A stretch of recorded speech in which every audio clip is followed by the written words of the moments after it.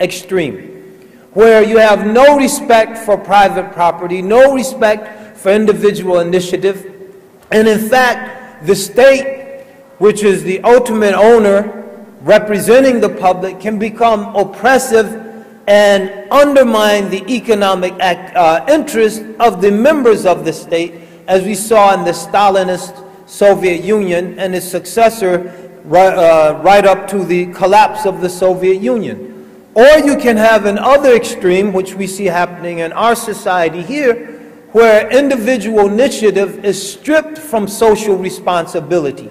And you have what we had a couple years ago and still going on, the Wall Street robbing the public, and then the money of public citizens being used to bail out the people who, motivated by their greed and motivated by, influenced rather by no lack of social or total lack of social responsibility, stole everyone's money to enrich a very small number of people.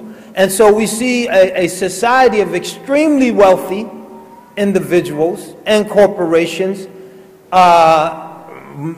juxtaposition against an expanding number of disempowered, disenfranchised, poor people. So that's another extreme. Islam aims to create a balance between those extremes, a balance that respects private property and private economic initiative, unlike the Marxist extreme, but also respects and encourages and in fact mandates social responsibility. وَفِي أَمْوَالِهِمْ حَقٌّ مَعْلُومٌ لِلسَّائِلِ وَالْمَحْرُومِ. They have a responsibility in their wealth. حَقٌّ مَعْلُومٌ, which is well known and undeniable, and avoiding the extremes of the most rapacious and dehumanizing aspects of capitalism.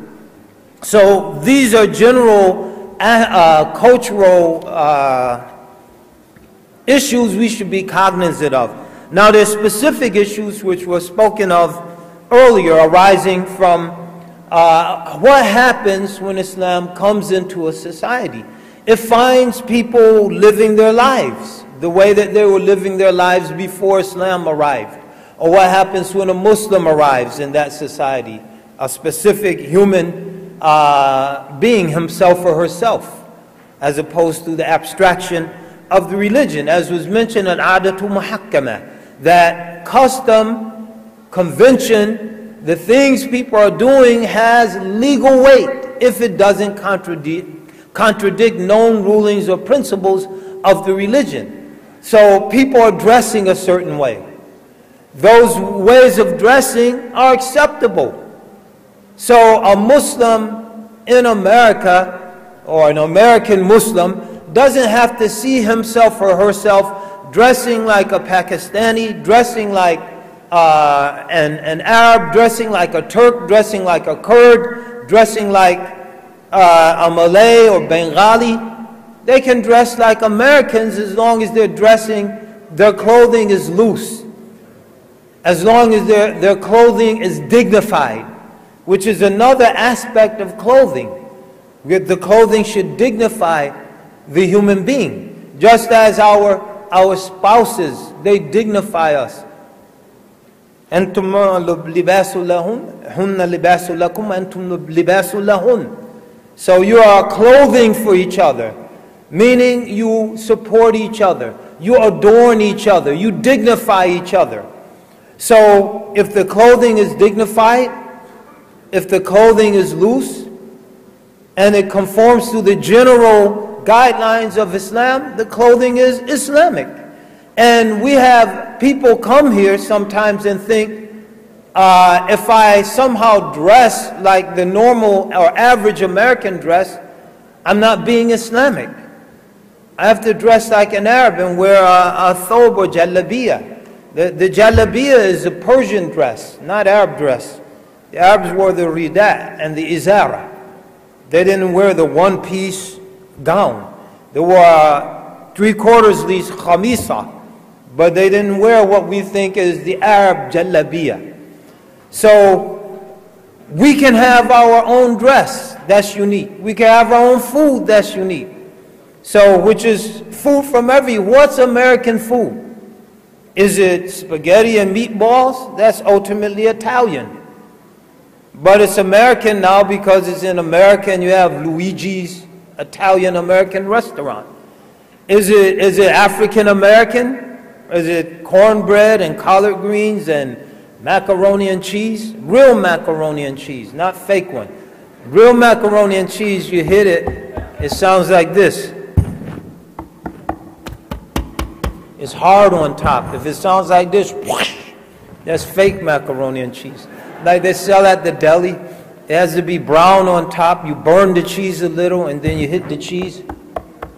It's hard. Is it Somali food? Somali food, anything with the banana. Because Somalia, they had to deal with the Italians, they had to deal with the Germans, the British, so they got fish and chips with the banana, Somali food. Spaghetti with the banana, Somali food. It's the sauerkraut with the banana, Somali food. But that's American food now. So American food isn't a particular, all these people came here and they brought their dishes. The native people had their dishes. Succotash is from a native dish. Now it's American food. So as Muslims, we should contribute to that process, which is very important. Food, dress, language, culture, we should contribute to that process, because by contributing to that process, we gain ownership and legitimacy in the process.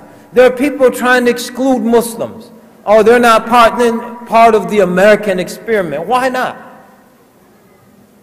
Why not? This is a negotiated reality. It's not an assumed reality. We don't assume it's this, that, or the other. We negotiate. And Muslims have to enter into that process of negotiation and defining what is American. And if we enter into the process, inevitably our inputs will be American. Just as now, as someone gave me a gift of a bean pie. You're in Chicago, you know what a bean pie is, right? I don't even know what a bean pie is. If you don't, you need to go to the south side more often. A bean pie came out of the Nation of Islam. Because one of their how to eat to live, emphasized eating beans. So they made pies out of beans. It's similar to a sweet potato pie. But now you go to many neighborhoods and you say a bean pie, right away they think Muslim. Bean pie Muslim, it's like a reflex. Those of you who do know what a bean pie is, you immediately think Muslim. Bean pie Muslim. If you go to some, it's either bean pie nothing, because you never heard of a bean pie, or it's bean pie Muslim. And so as American Muslim community, it's our responsibility. People reflexively, they think, yani shawarma Muslim. That's the Muslim contribution. Full mudammas Muslim. That's the Muslim contribution. Non-Muslims eat it, they enjoy it. You go to the average Muslim restaurant, half the people are non-Muslims sitting there, listening to country and Western music on their iPod, eating shawarma and full mudammas and baklava and biryani and whatever, samosa, and enjoying it. And so we have to engage in that process, so that not only bean pies and samosa and biryani and full mudammas and tabbouleh, right? Half the Lebanese restaurants, they're supported by Americans. They love their tabbouleh. They like chopped it up. They even like it being made. Chop, chop, chop, chop. They're fascinated.